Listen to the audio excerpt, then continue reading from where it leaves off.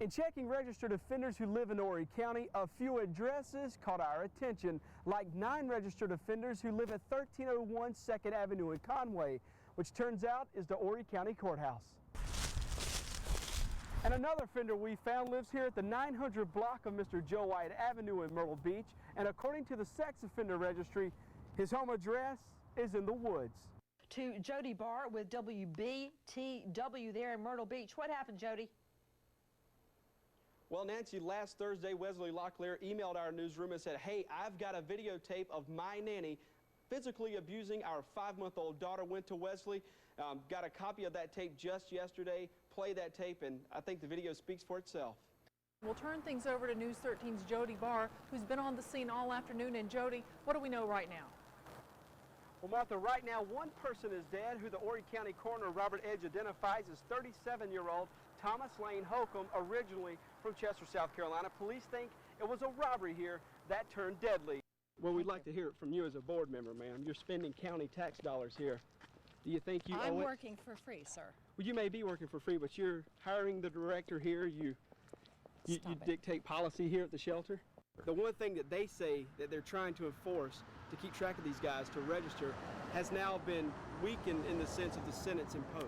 Well, that's one thing we certainly need to take a close look at. New at 6, News 13's Jody Barr spoke today with Councilman Foxworth about the charges and the delay. Jody?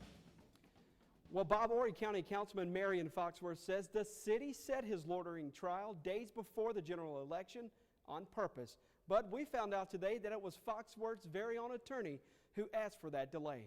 Why this continuance? You guys asked for this trial to be continued. I didn't even know it was done. I've turned it over to my attorneys, and so you have no involvement in it right now? No. Horry County Councilman Marion Foxworth faces a fine of $267 or 30 days in jail if convicted of charges that police caught him loitering for prostitutes last October. Some say what could be more costly to him personally is his re-election to county council. Let's keep things in perspective. We're talking about a civil, basically infraction, city ordinance violation. It's criminal, though. You were arrested and charged with the criminal offense. I understand that. But the fine is it's still a city ordinance violation that I've been charged with. But ordinances are laws. I understand that. I understand they are laws, and I understand I've been charged. Foxworth says he decided not to pay the fine last year, but to pay 2 attorneys to defend him against charges that he says he's innocent. I have followed their advice and guidance from the word go, and frankly, have not heard about this continuance, but if that's what they chose to do, then there must be a reason. That reason, some say, is the November election that would have followed Foxworth's trial. You know, with the money you're probably paying these guys, you would think that they would say, hey, you know, Mr. Foxworth, we're going to get this trial pushed back. They didn't let you know anything about that?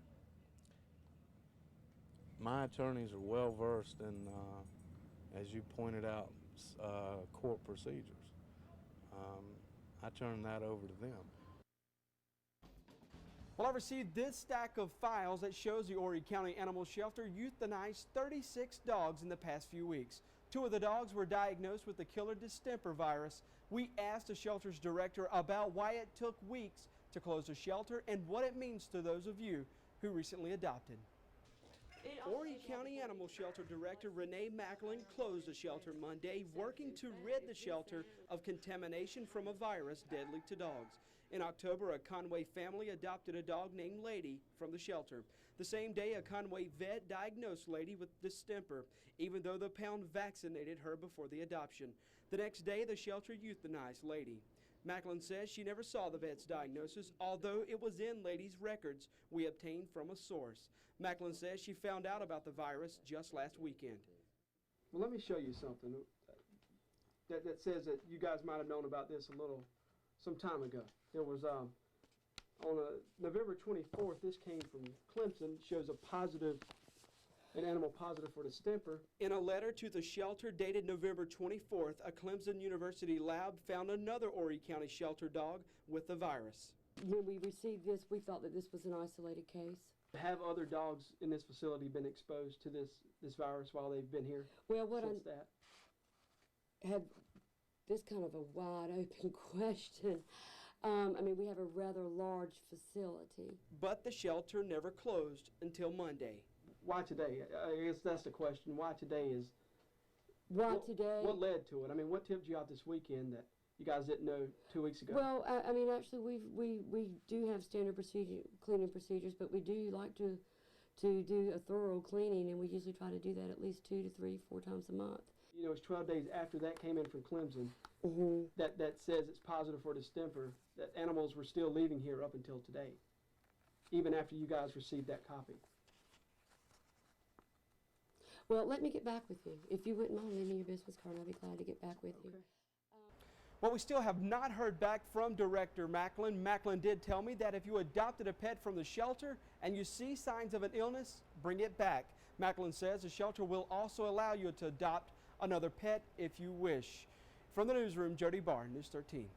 Well, Rusty, hospital diversion isn't a new issue for EMS services, but after medics told us about the diversion practices they see at the Waccamaw Community Hospital, we decided to dig a little deeper. A lot of times, Waccamaw being on diversion, that isn't really a true diversion, that they're actually taking patients from other areas and some they don't. Well, we can answer for what they have done with us, and that we know that sometimes there are instances where we know that patients from Georgetown County are being accepted into the facility, and that when we call them and tell them that we're en route with a patient, that we're being asked to go to other alternate facilities. Chief Matthew Smith says on several different occasions, Waccamaw Community Hospital refused to take Horry County patients. Smith says the county investigated several cases, and some, he says, were legitimate diversions, but some, he says, were not. If it's just a matter of them not accepting the patient because of where the call originated, then I wouldn't think that's appropriate. The most recent, medics say, happened just last week at the Oceanside Village complex in Garden City. 911, do you have an emergency? We're at Oceanside Village at the outdoor pool. We had someone that was under the water. We don't know for how long. A man fell into the pool, and when medics responded, he was unconscious. Crews tried to take him to the closest hospital, only 3 miles away. Call Waccamaw, find out what their diversionary status is. Tell them I have about a 40-year-old male near drowning. He is responsive now. He's full. He needs to come to that facility. Medic 31 is going to be coming. Will they accept the patient? Medics say Waccamaw staff refused to treat the man, then sent them 20 miles north to another hospital. I need you to mark the CAD that Waccamaw refused this patient because he was in Horry County. They will not accept him. Chief Smith says Waccamaw's diversion practices could put patients at risk and add strain on emergency resources. Smith says the hospital needs a clear diversion plan so all involved can make decisions that are best for patients. Well, Martha, in that story at 6, we told you about parole agents allowing an Horry County teen who a judge ordered to home detention to play in a softball tournament today in Myrtle Beach. Solicitor Ed Clements says he doesn't know how parole agents thought that allowing the girl to leave her home to play in that tournament was complying with the judge's order. Last month, Taylor Shelley pleaded guilty to reckless homicide after her best friend died in this crash that Shelley admitted she caused. Wednesday, her parole agent allowed her to participate in a Myrtle Beach softball tournament, a move Solicitor Ed Clements, who spent Wednesday in a murder trial, says someone will answer for. I think they're absolutely flagrant violation of a court order, and I don't think probation has the ability to decide to modify a court order, and as soon as I get out of this murder case, I'm going to go find out what's going on. In the sentencing order, the judge allowed Shelley to serve 6 months on home detention and spelled out very specific conditions that would allow her to leave her home. In those conditions, the judge never mentioned anything about extracurricular activities like softball. They said that she had permission from the probation office to do this, and that's not what we agreed to in court. Greg Bennett lost his daughter Kayla Bennett in the crash in July 2007. Bennett says allowing Shelley off a court-ordered home detention for a week of softball games is an example of the judicial system failing victims. When the people that are supposed to protect you and look out for you allow stuff like this to happen, you wonder why do we have a system that doesn't work? I think that the probation agent is going to have to answer to a circuit court judge why he's in violation of his court order. Tonight's top story. Jody? Well, Bob, for the last year and 3 months, the Sullivan family and Rachel Easterly waited for justice in this case. Today, Easterly spoke out at the hearing, asked the Sullivans for forgiveness, then accepted the punishment, not for hitting and killing Tommy Sullivan Jr., but for spending days trying to cover it all up. Rachel Easterly spent her last afternoon of freedom in a courtroom to face charges. She hit and killed a 15-year-old boy, then left him to die in a ditch. She also stood face to face with that boy's parents. Easterly says she never knew it was a person she hit that night and that it was an accident. My guilt is in not stopping. My guilt is not in not stopping for a person. My actions thereafter were inappropriate and motivated mostly by panic and fear. Prosecutors say Easterly spent days covering up the crime by calling body shops to have her SUV repaired and planting evidence to throw investigators off. If I had it to do over again, there would be a much different outcome than where we currently all are. Prosecutors say despite the fact that the vehicle description was all over the media for days, Easterly continued to work to hide what happened. Easterly admits what she did the days following the accident did no one any good. I found it unbelievable that I could have possibly struck a person and not known it.